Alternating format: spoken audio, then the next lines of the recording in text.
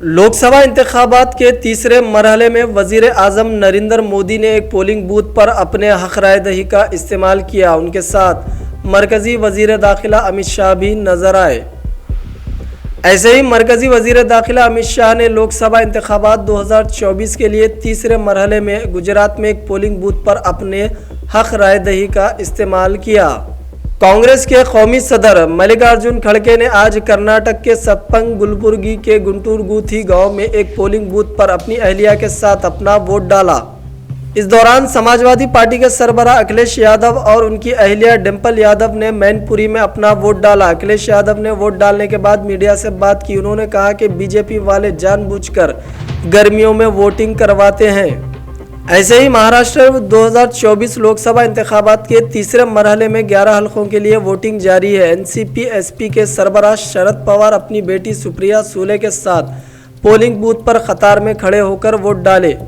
ऐसे ही लोकसभा इंतखाबात के तीसरे मरहले में गोवा के सीएम प्रमोद सावंत ने भी अपने हक राय दही का इस्तेमाल किया। लोकसभा इंतखाबात के तीसरे मरहले के पेश नज़र जहां बड़े बड़े सियासतदानों ने अपने हक राय दही का इस्तेमाल किया, वहीं बिजनेसमैन और फिल्म स्टार ने भी अपने हक राय दही का इस्तेमाल किया। हिंदुस्तान के मशहूर और मारूफ बिजनेसमैन अडानी ग्रुप के चेयरमैन और अरबपति ताजिर गौतम अडानी ने गुजरात के अहमदाबाद में अपने हलके की पोलिंग बूथ में अपना वोट डाला। सबसे बड़ी बात यह थी कि उन्होंने अपनी फैमिली के साथ आम लोगों के दरमियान कतार में खड़े होकर अपने वोट कास्ट किया और अवाम को वोट डालने का पैगाम दिया। ऐसे ही फिल्मी दुनिया के महाराष्ट्र अदाकार रितेश देशमुख और उनकी अहलिया जेनेलिया देशमुख ने लातूर में पोलिंग बूथ पर अपने हक राय दही का इस्तेमाल किया।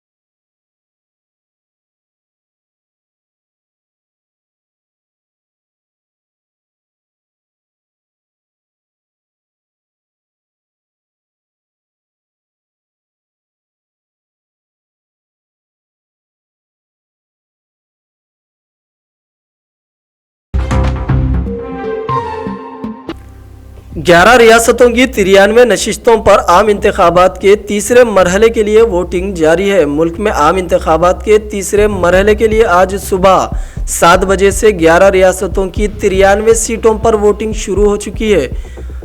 इस मरहले में कुल 1331 उम्मीदवार मैदान में है। वोटिंग शाम 6 बजे तक जारी रहेगी। ताहम कुछ लोकसभा सीटों पर वोटिंग शाम 4 बजे तक खत्म हो जाएगी। आज सुबह 10 मरकजी वज़रा और 4 साबिका वज़राए आला समेत कई कदावर के साख दांव पर लगी हुई है। मगरबी बंगाल की कई पोलिंग स्टेशनों पर सुबह से ही लोगों की लंबी कतारें देखी गई।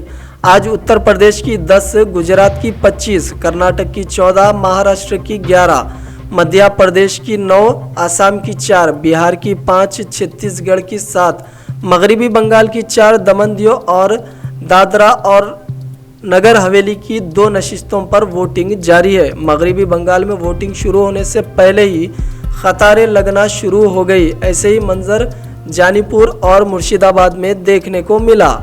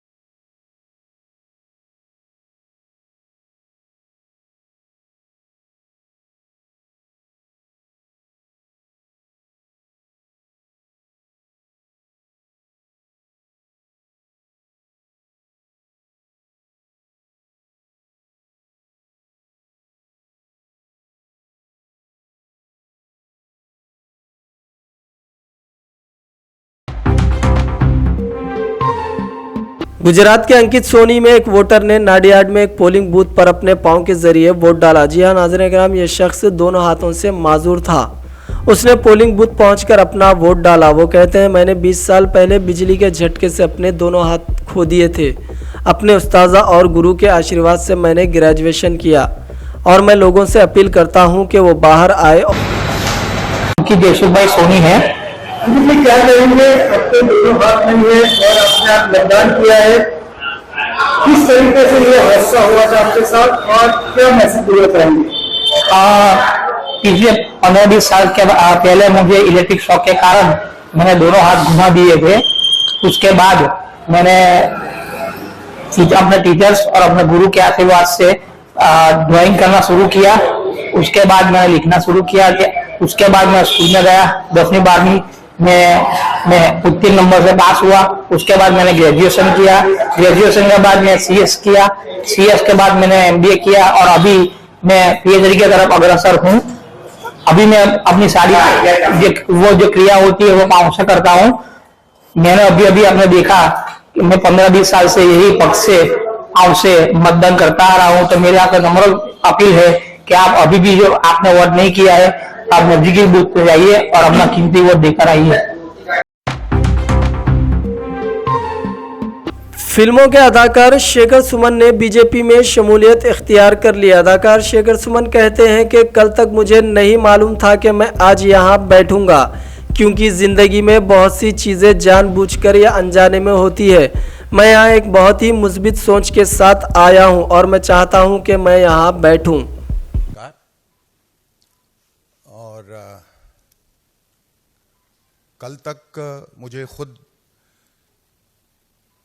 मालूम नहीं था कि मैं आज यहाँ बैठूंगा, क्योंकि ज़िंदगी में बहुत कुछ जाने अनजाने होता है और कभी कभी आप अनभिज्ञ रहते हैं कि आपका मुस्तकबिल क्या है, और ऊपर से एक आमद होती है और फिर आप उस आदेश का पालन करते हैं। मैं एक बहुत ही सकारात्मक सोच के साथ यहाँ आया हूँ और सबसे पहले तो मैं ईश्वर का शुक्रिया अदा करूँगा कि उन्होंने मुझे यहाँ तक आने का आदेश दिया। नामपल्ली हल्के के हैदरनगर डिवीजन में इंतखाबी मुहिम के एक हिस्से के तौर पर आज घर घर जाकर कांग्रेस पार्टी की तरफ से दी गई 6 जमानतों की वजाहत की गई और सिकंदराबाद लोकसभा इंतखाबात में कांग्रेस पार्टी को वोट देने की अपील भी की गई। इस रोड शो और इस पैदल दौरे में कांग्रेस इंचार्ज फेरोज खान भी मौजूद थे। मल्लापल्ली हल्का, सीताराम बाग, बोईगुड़ा कमान, मैदीपट्टनम नागेंद्र साहब आए थे और हमारे स्टार प्रचारक और incharge Secunderabad Komatireddy Venkat Reddy, roads and buildings minister. So आवाम के सामने हम एक ही बात रख रहे थे कि अगर से आपको 10 साल में डेवलपमेंट हुआ तो आप उनको वोट डालिए, डेवलपमेंट नहीं हुआ तो आप वोट मत डालिए। नारी को एक ही बात बोले कि बेटी बचाओ और बेटी पढ़ाओ बोल रहे हैं, हुआ क्या ऐसा? आपको घर मिले क्या, नौकरियां मिले, लोन मिला, MSME है उसके अंदर से आपको लोन मिलके आपके कुछ कारोबार बढ़ा। और अगर से MSME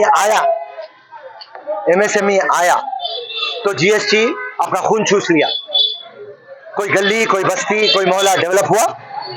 और रही बात खुसूसन, कई लोग एक ही प्रश्न उठाए हमारे सामने, भाई नरेंद्र मोदी आए तो मुसलमान रिजर्वेशन निकाल देते कहते। तो मैं पलटा के बीजेपी वालों को बोल रहा हूं, भाई साहब बात करें तो आप सही बात करना। हम किसका रिजर्वेशन नहीं लिए, 50% रिजर्वेशन दे सकते। BC का रिजर्वेशन वैसी है, शेड्यूल कास्ट का वैसी है, शेड्यूल ट्राइब का वैसी है। हमारे को मुसलमानों को 4% रिजर्वेशन मिला, वो कौन सी बुनियाद पे मिला? Socially. Thanks for watching video. Don't forget to like, comment, share and subscribe.